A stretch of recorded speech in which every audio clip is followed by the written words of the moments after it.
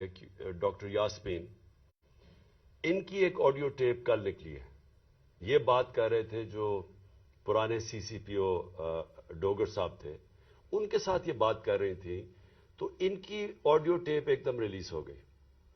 تو میں یہ پہلے چاہتا ہوں کہ یہ بتائیں کہ اس کے پیچھے کیوں یہ ریلیز کی گئی، اس کے پیچھے کیا تھا، اور یہ کیوں بات کر رہی تھی، جو ہر شہری کا حق ہے، کسی بھی پولیس والے سے بات کر سکتے ہیں شہری.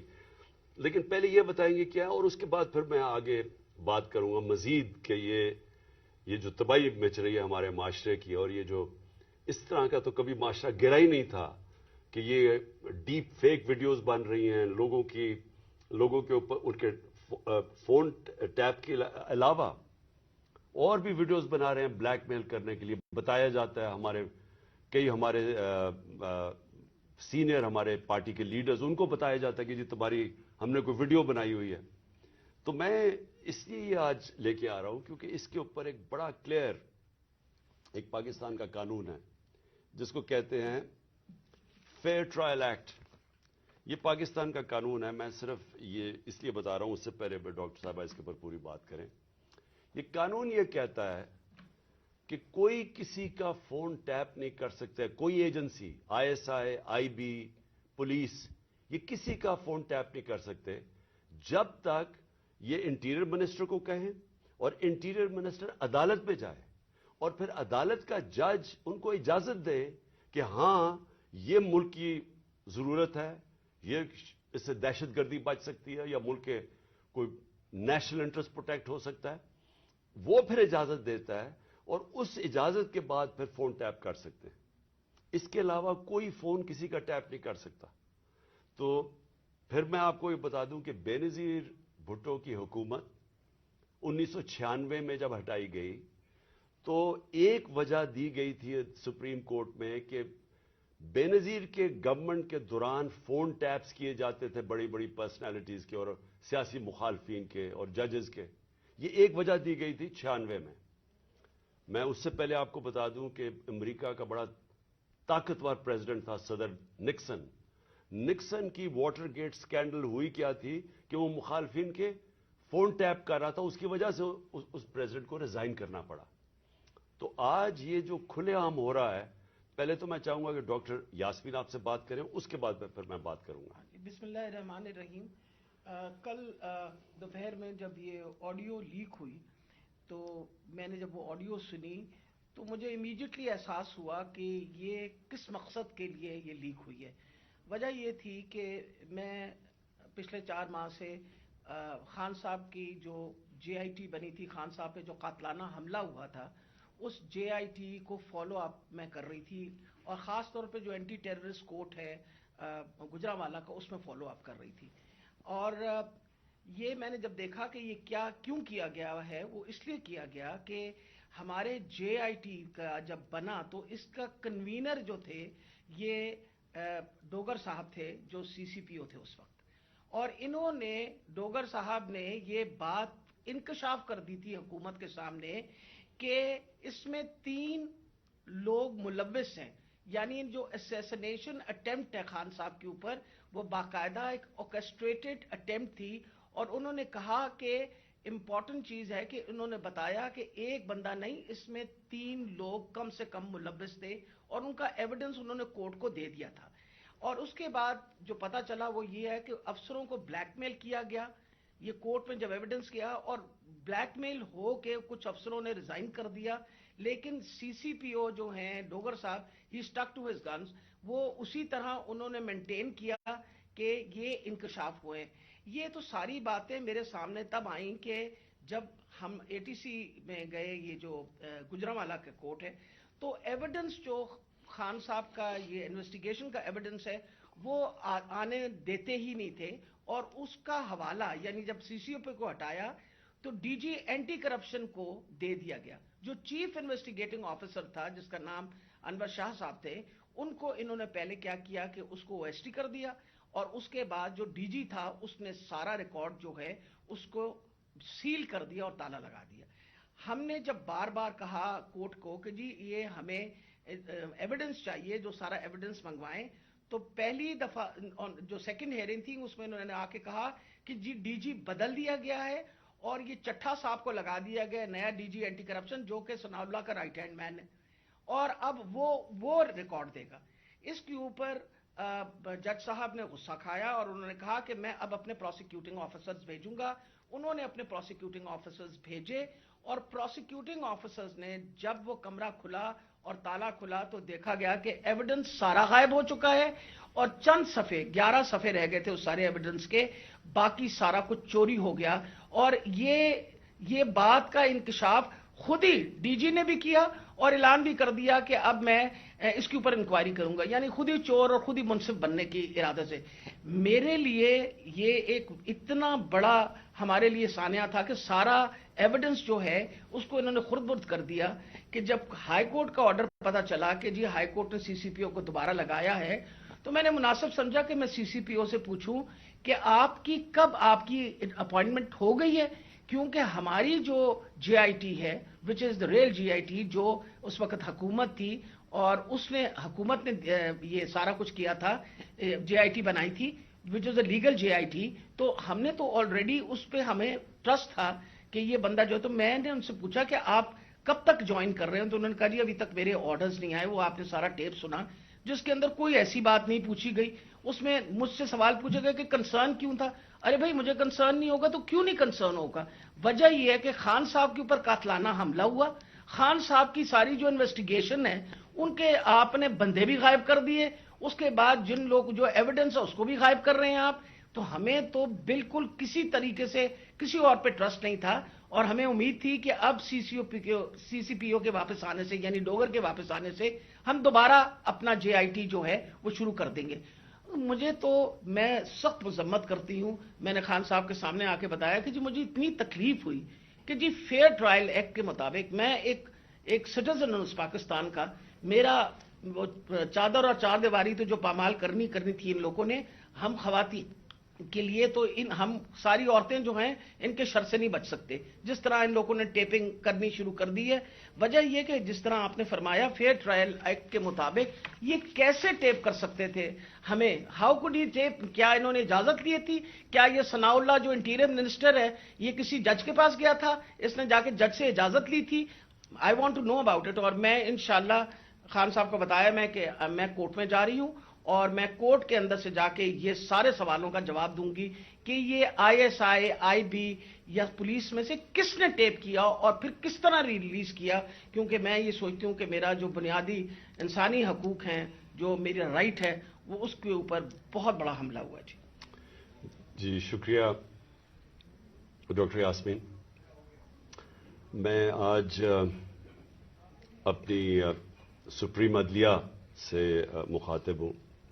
4 مہینے پہلے میں نے سپریم کورٹ کے اندر اسی فیئر ٹرائلز ایکٹ کے تحت میں نے ایک پٹیشن دائر کی تھی, اور اس میں وہ پٹیشن کیا دائر کی تھی کہ ٹیپس نکلی, آڈیو ٹیپس نکلی کہ میں جب پرائم منسٹر تھا, میرے پرائم منسٹر ہوتے ہوئے میری جو بات چیت کر رہا تھا میں اپنے پرنسپل سیکرٹری سے, وہ میری آفیشیل لائن تھی, اس لائن کا ٹیپ کیا گیا, اور جو میری اعظم خان سے بات ہو رہی تھی اس کو ڈاکٹر کر کے اور اس کو ریلیز کیا گیا.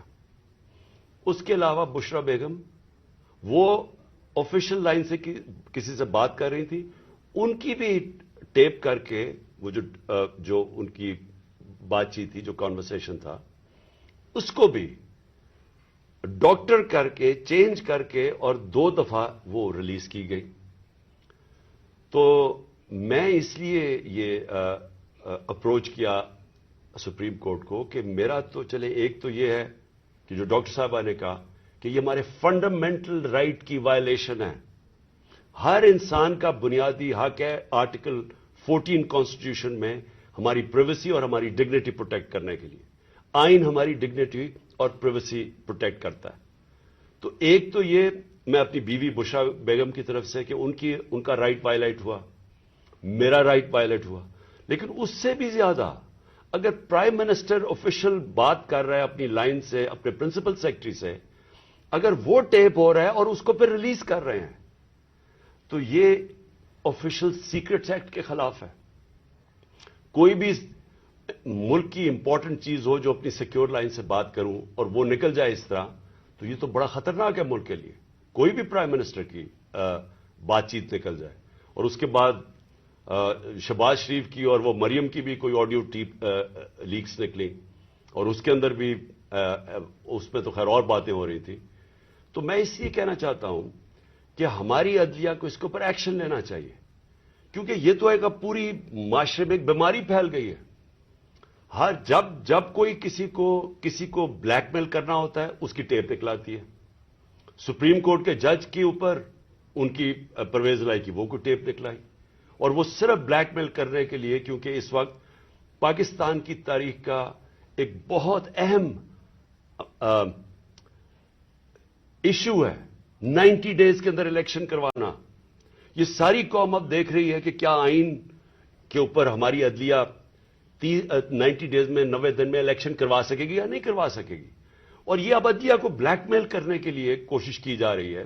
اور انٹیریئر منسٹر، ملک کا انٹیریئر منسٹر خود بیٹھ کے ایک فون ٹیپ کی بات کرتا ہے، جب ڈائریکٹ اس کی ذمہ داری تھی کہ یہ ہوا کیسے فون ٹیپ. کیا اس نے پرمیشن لی تھی کسی عدلیہ سے، کسی ہائی کورٹ کے جج سے اجازت لے کے یہ فون ٹیپ کیا تھا؟ اور اس سے بھی آگے چلے جائیں کہ ہمارے ملک کے اندر اب جو میں شروع بات کی تھی، ڈیپ فیک ویڈیوز بنی ہوئی ہیں جو بلیک میل کیے جا رہے ہیں. میں 3 اپنے سینئر پارٹی لیڈرز جانتا ہوں جن کو بلیک میل کیا جا رہا ہے. اس کے بعد سب کو یاد ہے کہ مریم نواز نے بیٹھ کے ایک اناؤنس کیا کہ میرے پاس آڈیو ٹیپس ہیں یا ویڈیو ٹیپس ہیں ججز کے اوپر، وہ ارشد ملک کا جو کیس تھا. اس کے بعد ریٹائرڈ جسٹس ثاقب نثار کی ایک آڈیو ٹیپ نکلی جو بعد میں پتا چلا کہ فیک تھی، یعنی جوڑی ہوئی تھی، جو ڈیپ فیک تھی، یعنی اس کو پیس ٹوگیدر کیا ہوا تھا. اور اس کے علاوہ اب تو جنرل باجوہ نے بھی کہہ دیا کہ میرے پاس ٹیپس ہیں.